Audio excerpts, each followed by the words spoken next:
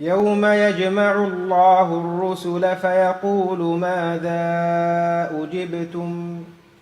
قالوا لا علم لنا إنك أنت علام الغيوب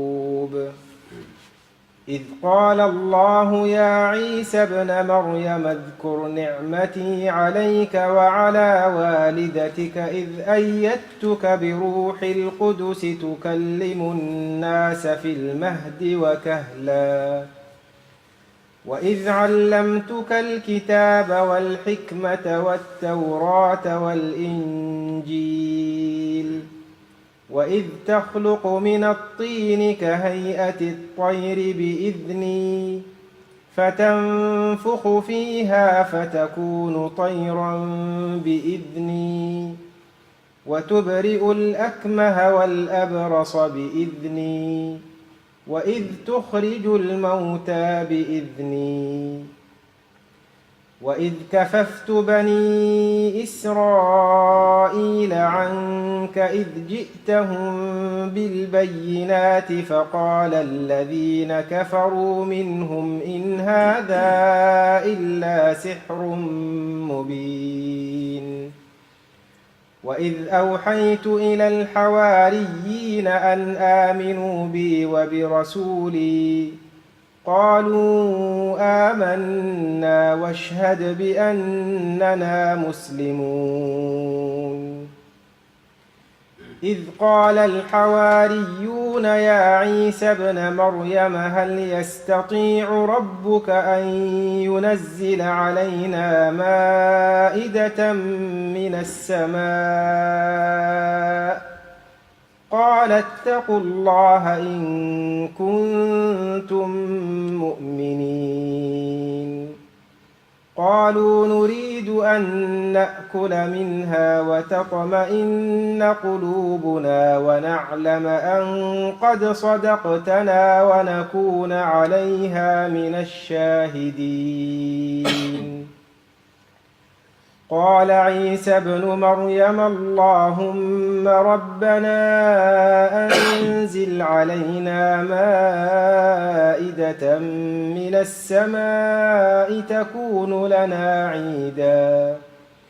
تكون لنا عيدا لأولنا وآخرنا وآية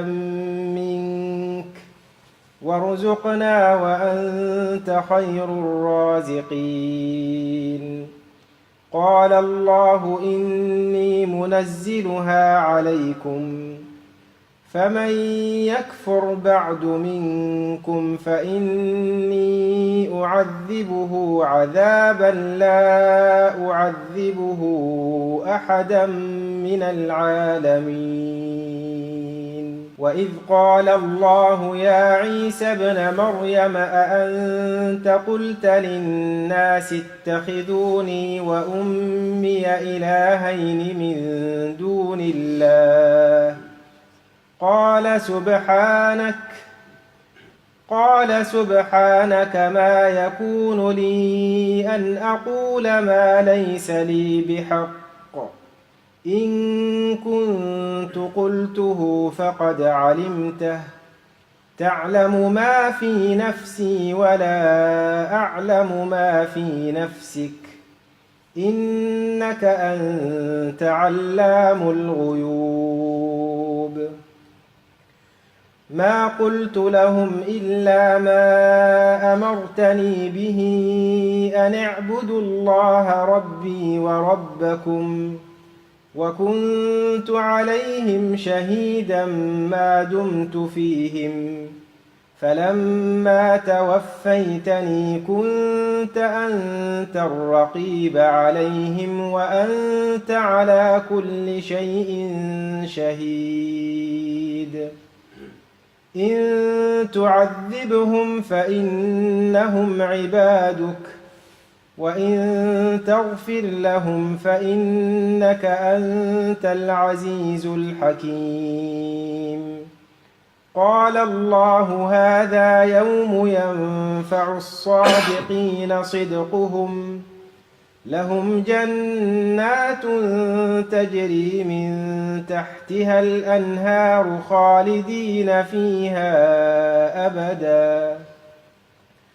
رضي الله عنهم ورضوا عنه